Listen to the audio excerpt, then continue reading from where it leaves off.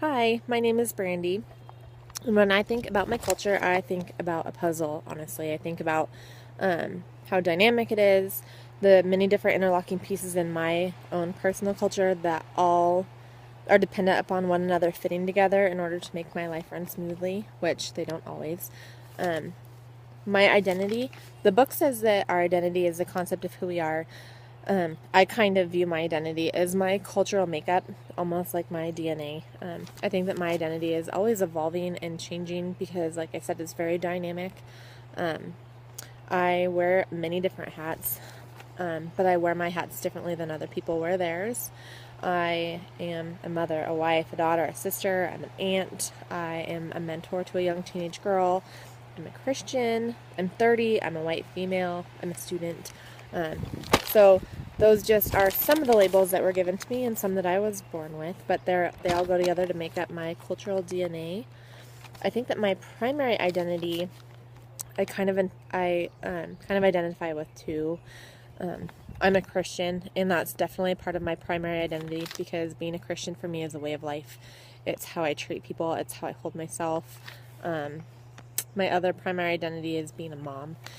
Once you're a mom for life. And I say that my identity evolves because when you're a mom to young kids, it's very different than being a mom to older kids. Right now, my girls are 10 and 8. And I always laugh because I say that my identity is either Allison's mom or Ava's mom. When I see their little friends at school, it's, I don't have a name other than, hey, Allison's mom or hey, Ava's mom. And as they get older, I know that that will go away and they'll grow up and become even more independent, and I'll, regain some of my personal identity back, like my name. Um, some of my co-cultures involve being a wife, being Irish, and being middle class, and I'll talk a little bit more about those. Being a wife to me is definitely a co-culture. When you are married, you have a different way of life than you did when you were single. I have someone who's always there for me. I never lonely. You have someone to talk to. You have someone to bounce ideas off with. I have a partner in crime when I'm parenting. It's just a different way of life than when I was single. I am middle class, like I said, and it might seem like a weird thing to identify with as a co-culture, but my husband and I have worked really hard to be where we're at. We were 19 when we had our daughter, our first daughter, and so we've worked really hard to achieve what we've achieved in life. And so to me, I guess my socioeconomic status is something that I'm very proud of. It's not something I often talk about, but it's something I'm very proud of. Um, Being Irish is definitely a culture, and it's also something that is one of the most impactful on my life. Both sides of my family have very strong roots. My family is only about 5 generations old in this country, so I think a lot of the Irish culture hasn't been watered down yet because of that. My family is very, very close. Our relationship with our aunts and our grandparents and, everything is just very close. We get together often. We know what's going on in each other's life. We have very open communication.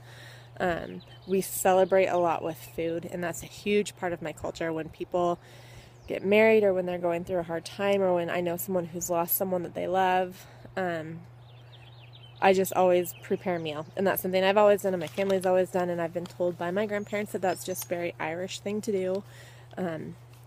And I just love celebrating with food. We sit down at the dinner table every night as a family, which is where the best communication happens. Sometimes it's only 30 minutes that the four of us get together.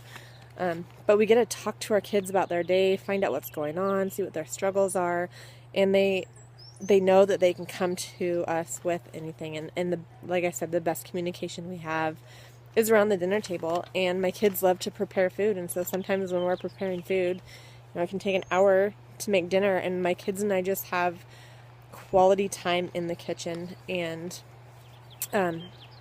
yeah, that's all thanks to my Irish culture. Another strong impact on my life is the fact that I'm Christian, and that comes from the family relationships I have. I was raised in the church, and I'm not sure if I would be Christian if I wasn't raised that way. I've just never known any different. And I say it's one of the greatest impacts on my life because there was a period of my life when I did not go to church. And when I finally made the decision to go back, it's kind of like a line in the sand where I can see where I changed, where my identity changed, the way that I was living my life, the way that I was treating people around me. Everything just changed. One person said, you need to carry yourself in a way where if someone were to speak badly about you, no one would believe it. And that's something that we're passing down to our kids, and just kind of embodies the way that we live our life. Language. My language is very dynamic because the way that I talk with people depends on the relationship. My husband and I there's a lot of humor in our marriage. We oftentimes have a lot of nonverbal communication. We know what the other person's going to say before they say it. I can talk to my husband in a certain way that I would never talk to anybody else. And the same goes with my friends and with my kids. Just my language just depends on who I'm having a conversation with. I talk to my grandparents in a different way that I talk to my parents than I talk to my brother. So it's just very dynamic. But it's also very essential to my identity because if I wasn't able to communicate well with others, I wouldn't be able to build relationships. And when you have relationships with people, whether it's good or bad, you learn your opinion about the world around you, you gain perspective, and all of that goes into coming to terms with what your own identity is. And I don't think that I would have such a strong hold on what my identity is if I wasn't able to have good communication with other people to learn what I like and what I don't like. And part of my language is that I'm very honest, and it is sometimes a good thing and it's sometimes a bad thing. I think I'm well-spoken, and it's nice because my kids, my husband, my friends, people feel like they can come to me for advice. So I know that I'm doing something right with my language because people feel like they can sit down and have a conversation with me. And I think that also goes hand in hand with nonverbal communication because I think I am a good listener, and if you don't have good nonverbal cues, people would not think that you are a good listener. If you're not engaged or having eye contact, if you are just distracted when people are talking to you, they probably won't come to you for advice, or they won't come to you to have a conversation. So